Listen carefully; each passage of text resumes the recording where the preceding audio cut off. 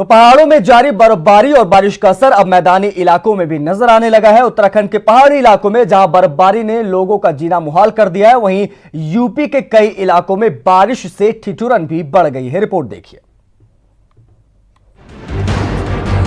उत्तराखंड में पहाड़ी इलाकों में बर्फबारी जारी है। केदारनाथ में जारी बर्फबारी के कारण तापमान माइनस में पहुंच गया है। वहीं लगातार हो रही बर्फबारी के कारण पुनर्निर्माण कार्य बाधित गए। उत्तरकाशी के ऊंचाई वाले इलाके गंगोत्री, यमुनोत्री और हर्षिल में भी बर्फबारी हो रही है, जिससे मानो पेड़ पौधों और घरों ने सफेदी की चादर ओढ़ ली है। चमोली में भी कुछ ऐसा ही नजारा देखने को मिल रहा है, जहां बद्रीनाथ और हेमकुंड में भी बर्फ की मोटी चादर बिछी है। वहीं निचले इलाके में बारिश ने लोगों का जीना मुहाल कर रखा है। पहाड़ों में हो रही बर्फबारी का असर दिल्ली और यूपी में भी देखने को मिल रहा है। दिल्ली एनसीआर में भी गुरुवार शाम तेज बारिश हुई, जिससे मौसम तो सुहाना हुआ, लेकिन लोगों की मुश्किलें बढ़ गई। यूपी के भी कई जिलों में अचानक मौसम ने करवट ली और बारिश हुई।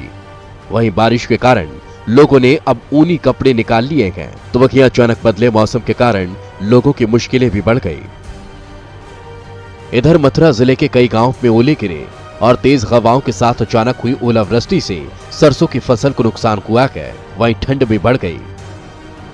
एक तरफ बारिश और तेज हवाओं ने लोगों की मुश्किलें बढ़ा दी, वहीं सरकारी इंतजामों की भी पोल खोल कर रख दी। न्यूज 18 ने बारिश के बाद सरकारी इंतजामों का जायजा लिया तो सरकारी दावों की हवा निकलती दिखाई थी।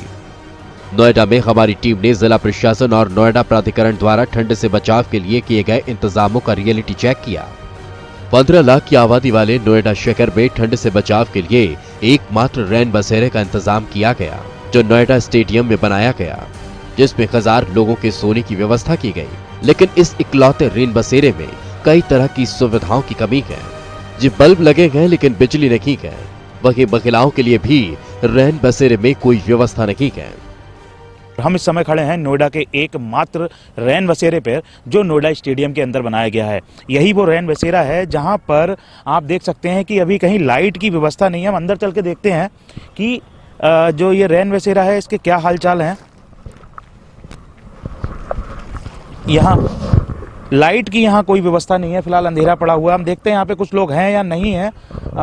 लोग तो यहाँ पे नजर आ रहे हैं, लेकिन किस तरह की व्यवस्था है वो भी हम आपको दिखाते हैं। लेकिन सबसे पहले तो यहाँ बल्ब जरूर लगे हुए हैं ऊपर, फिलहाल जो है वो लाइट नहीं आ रही है। दूसरी सबसे बड़ी बात यह है कि रैन बसेरा सिर्फ यहाँ पे पुरुष यहाँ पे मौजूद हैं, और जो महिलाएं हैं उनके लिए कहीं कोई रैन बसेरा की व्यवस्था नहीं की गई है। इसके लिए भी प्रशासन को ध्यान देना पड़ेगा कि जो गरीब जन यहाँ पे आके रुकेंगे उनकी सुविधाओं का ध्यान रखे, और साथ ही साथ महिलाओं के लिए भी रैन बसेरे का इंतजाम करना चाहिए। कैमरा पर्सन कुलदीप बसोया के साथ कुणाल जायसवाल, न्यूज 18 उत्तर प्रदेश, नोएडा। अब हम आपको 5 शहरों की 5 तस्वीरें दिखा रहे हैं जहां सर्दी ने दस्तक दे दी है और मौसम का मिजाज बदल गया है। आजमगढ़, मथुरा, चंदौली, दिल्ली, नोएडा, ये वो शहर है जहां पर ठंड बढ़ गई है, बारिश भी हो रही है, ओले भी गिर रहे हैं क्योंकि पहाड़ों पर बर्फबारी हुई है, जिसकी वजह से ठिठुरन इन शहरों में, इन जिलों में ज्यादा महसूस की जा रही। पारा जो है -3, -4 गया है उत्तराखंड में, जिसका असर जो है इन मैदानी इलाकों में भी देखने को मिल रहा है। पहाड़ पर बर्फबारी की 4 तस्वीरें में देख लीजिए, किस तरह से पहाड़ पर बर्फबारी हो रही है, किस तरह से लोग वहां पर एंजॉय कर रहे हैं। औली, हर्षिल, केदारनाथ और चक्राता की 4 तस्वीरें इस वक्त आपके स्क्रीन पर। तो वहां पर सैलानी बड़ी संख्या में पहुंच रहे हैं और इस बर्फबारी को एंजॉय कर रहे हैं, उसका लुत्फ उठा रहे हैं। पूरा उत्तराखंड, आप कहें तो गलत नहीं होगा कि पूरा उत्तराखंड बर्फ की सफेद चादर से ढका नजर आ रहा है।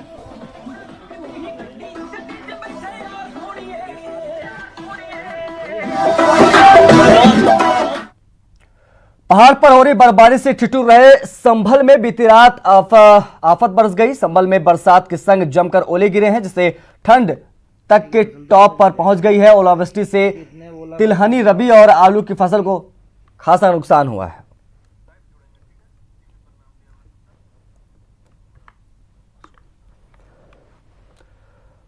तो मौसम के बदलते मिजाज की ज्यादा जानकारियों के साथ हमारे तमाम सहयोगी हमसे लाइव जुड़ गए हैं। प्रशांत किशोर लखनऊ से लाइव है, उमेश मेरठ से लाइव है, रवि पांडे वाराणसी से हमारे साथ जुड़े हुए हैं, राम गोपाल द्विवेदी गोरखपुर का हाल बताएंगे, सुनील नौप्रभात देहरादून का हाल बताएंगे जहां पर सबसे ज्यादा बर्फबारी हो रही है। उमेश, सबसे पहले आपके पास आएंगे, क्या नजारा है वहां पर, मौसम का मिजाज किस तरह से देख पा रहे हैं आप, क्या हालात हैं?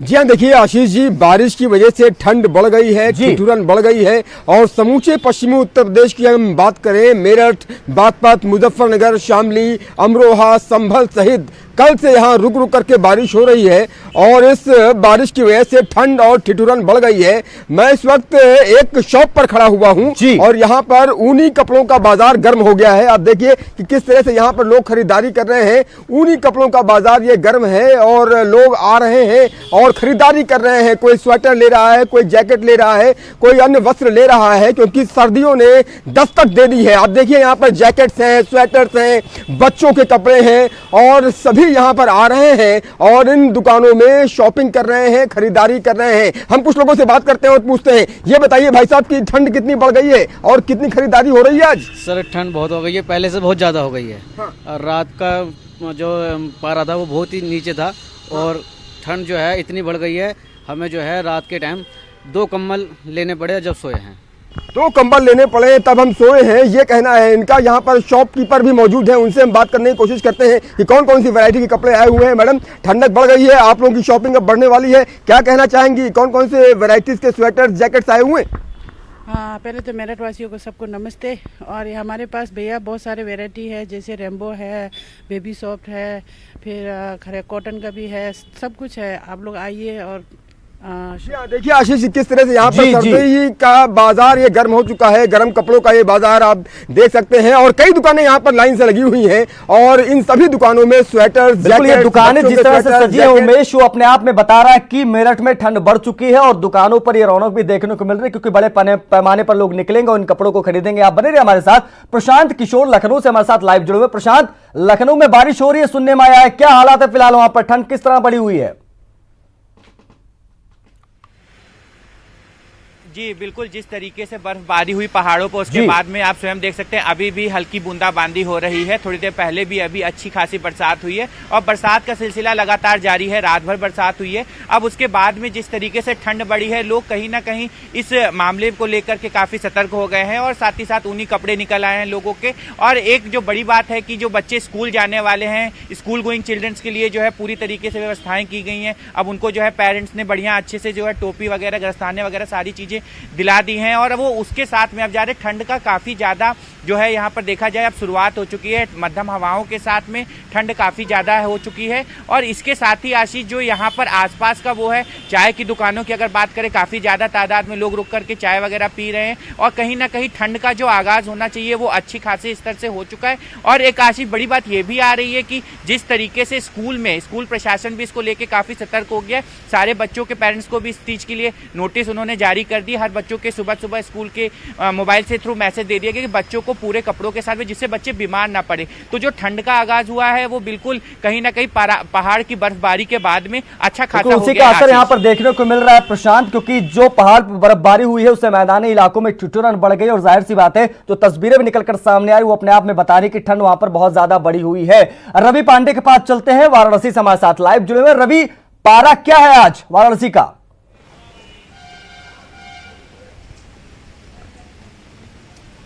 आकाश, ये आपको पहले मैं बता दूं कि जो जम्मू कश्मीर से कोल्ड फ्रंट निकला है वो बनारस पहुंच चुका और उसका खासा असर बनारस में देखा जा रहा है। कल शाम से ही बनारस में बादल मंडराते नजर आए और रात को जमकर बारिश हुई। आकाशीय बिजली भी कई स्थानों पर गिरी, जिससे जनजीवन जो है खासा प्रभावित हुआ। इस वक्त भी आप देख सकते हैं कि बारिश लगातार बनारस में हो रही है और ये कल रात से ही शुरू हुई है, जिसके कारण जो पूरा बनारस का जो पूरा जनजीवन है वो खासा प्रभावित हुआ है। जो बच्चे जो सुबह स्कूल गए हैं वो खासा प्रभावित हुए हैं और इसके साथ ही ठंड भी बढ़ी है। और सबसे बड़ी बात यह है कि ये जो बारिश है वो किसानों के लिए काफी परेशानी खड़ा कर रही है, क्योंकि जो सरसों की जो खेती है वो इस बारिश से अच्छा खासा प्रभावित हो रही है। आकाश, देखो जाहिर सी बात है, और जिस तरह से बर्फबारी भी हुई है पहाड़ों पर, उसकी वजह से ठंड बढ़ी है और किसानों को खासा नुकसान भी उठाना पड़ता है, क्योंकि आलू का फसल इस वक्त बोई जाती है और सरसों भी बोई जाती है, तो जाहिर सी बात है किसानों को नुकसान होता है। राम गोपाल द्विवेदी गोरखपुर से हमारे साथ लाइव जुड़े हुए। राम गोपाल, जब ठंड बढ़ती है तो जाहिर सी बात है लोग परेशान होते हैं, ठंड भी काफी ज्यादा जब बढ़ती है तो जिम्मेदारी प्रशासन की भी तय होती है। क्या इंतजाम प्रशासन ने किए वहां पर गोरखपुर में, और किस तरह से रैन बसेरे वगैरह वहां पर बने हैं, क्या जानकारी है?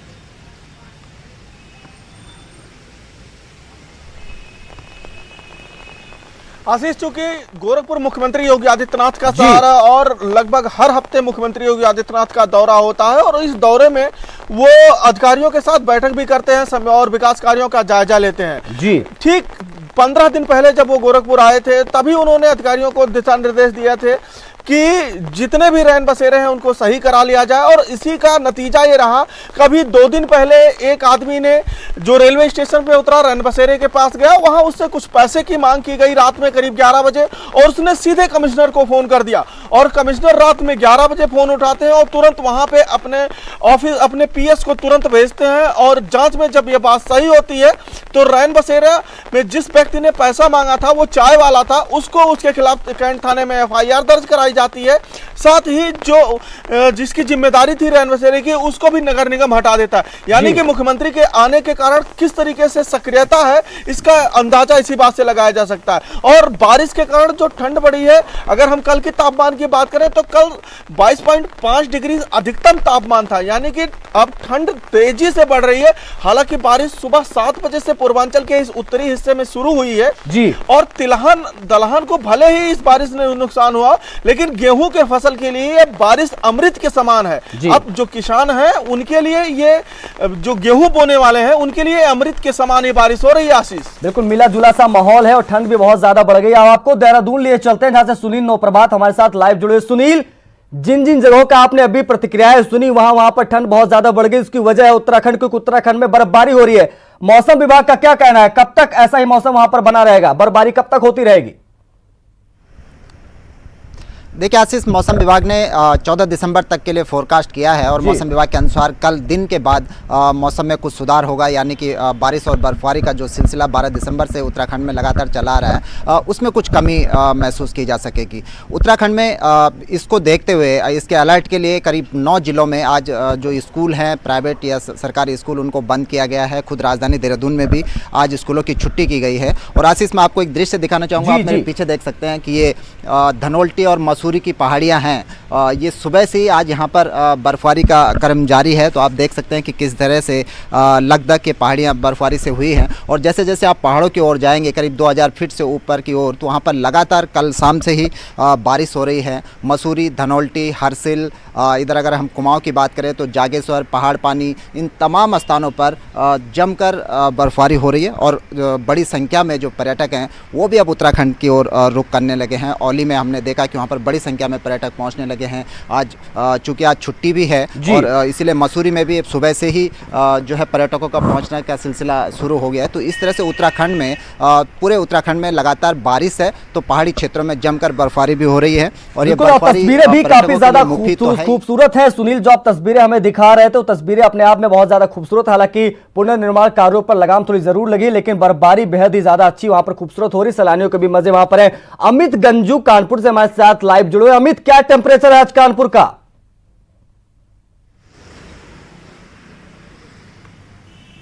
देखिए आशीष, मैं आपको बताना चाहूंगा, आप देख सकते हैं कि बारिश हो रही है, बूंदाबांदी, क्योंकि कल रात भर यहाँ पानी बरसा है पूरी रात, और जिसे कहते हैं ठंड ने पूरी तरीके से कानपुर में दस्तक दे दी है। और तापमान की अगर बात की जाए तो तापमान में 2 से 3 डिग्री तक की गिरावट आई है। कल कानपुर का दिन पिछले 10 वर्षों में सबसे ठंडा रात कही जाए तो गलत नहीं होगा। और अगर हम मौसम वैज्ञानिकों को माने तो आज और कल बारिश बनी रहेगी, कहीं बूंदाबांदी रहेगी तो कहीं तेज बारिश। इन सब के बीच जहां अलाव जलना चाहिए वो अलाव नहीं जला। मैं अपने कैमरामैन से कहूँगा पहले तो सड़क किनारे इन फुटपाथ का दृश्य दिखाने की कोशिश करें कि कैसे लोग इस फुटपाथ पे इस बारिश में, इस ठिठुरानी ठंड में परिवार को लेकर भरण पोषण कैसे कर रहे हैं।